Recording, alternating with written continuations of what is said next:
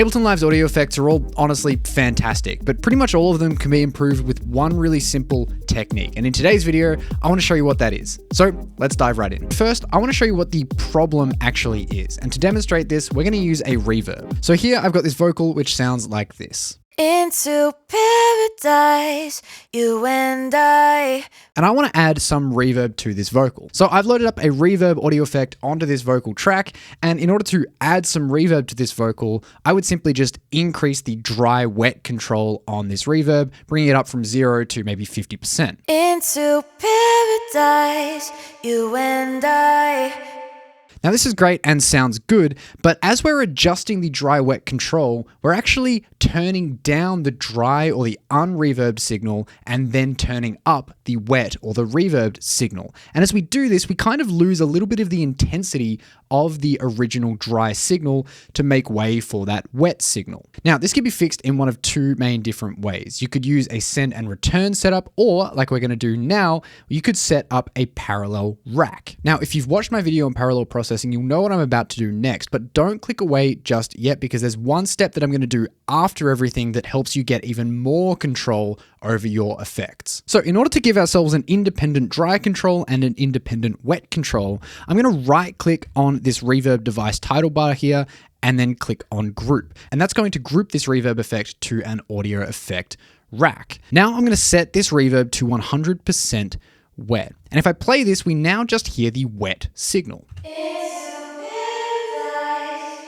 So now what we need to do is create a dry version and run this at the same time as this wet version. To do this, I'm going to show the chain list here in this audio effect rack. We're going to call this first chain wet, and I'm going to right click and create a chain in this empty area, call this one dry. And now we have our wet chain with our 100% wet reverb on it, and then our dry chain with 0 effects. And now we get control over the level of the wet signal as well as the level of the dry signal independently from one another using the volume controls on each of these chains right here. If I hit play, have a listen to what happens as I adjust the volume of this wet chain. You'll hear just the reverb get affected in level and not the dry signal. Into paradise, you and I, we will reach across the sky. So now we have independent control over the wet level and the dry level, which is awesome, but there's still one more thing that we can do here. I'm going to bring the level of the wet chain all the way down to -infinity. And then I'm going to set the decay of the reverb here to really long. Let's say like all the way up to 60 seconds. Now, one thing that's a bit of an issue with this setup is that the reverb is consistently processing the signal. What this means is that even if the track or the signal isn't playing at a certain point in time, if we turn up the wet level here, say with automation, depending on the length of the decay of our reverb, or if you're doing this with a delay or something, you might actually get some residual sound. Let me show you. So I'm going to hit play here. Into paradise. And as I pause it, we hear no reverb. But now let's increase the level of this wet chain.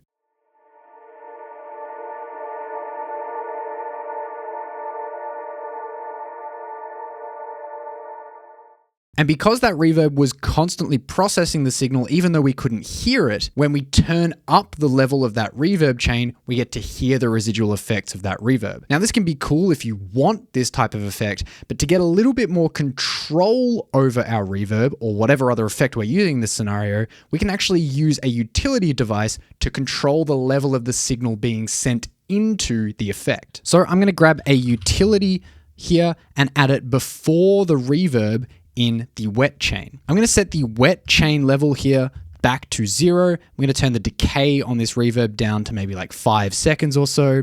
And now this gain control on this utility is allowing us to affect the amount of signal being sent into the reverb so that we can control when this reverb is actually processing the signal so it's not happening all of the time. As an example, let's automate the gain control here of this utility by right-clicking it and showing the automation in a new lane and having it so that just this word right here gets sent into the reverb, but nothing else does. So I'm going to select this area, pull this down, select all of this, pull this all down, and now only this word is being sent into the reverb. Into paradise, you and I, we will. And that's even though our wet signal right here is set to exactly the same level as our dry signal. And what's really useful about this is we now get control over the level of the reverb once the signal has been sent to it. So we can use this chain volume control right here to adjust the level of the reverb. So I could actually turn down the reverb Into paradise, you and I. and now we still get the ability to change the balance between the wet and the dry signals. Of course, this can also be done with any other audio effect inside of Ableton Live, but it works particularly well with spatial effects like reverbs and delays. And it gives you so much more control over the behavior of these kinds of devices. Once you've created this rack, there's a few things you can do to make this even easier on yourself by using macros. So we can actually map, say, the gain control here of the utility to a macro. We could map the wet level to a macro, and we could also map the dry level to a macro. We can rename this gain control here, send this one to wet and this one to dry, and then we could rename the whole rack to, say, reverb rack. Set whatever default values you want, maybe pull the send all the way down, and now you can simply save this rack using the save preset icon right here, press enter, and now you can recall this rack for use anytime that you want. Now, of course, you don't need to do this for absolutely every single effect, and a normal dry wet control works wonders most of the time. This technique can just allow you to get a little bit more control over things like reverbs and delays. If you want to learn more about parallel processing, check out this video right here. And I also recommend you check out my video about sends and returns, which can have a very similar function to this. If you enjoyed this video, leave a like down below, subscribe if you're new. Otherwise, thank you so much for watching. I hope you enjoyed, I hope you learned something, and I'll see you all in the next video.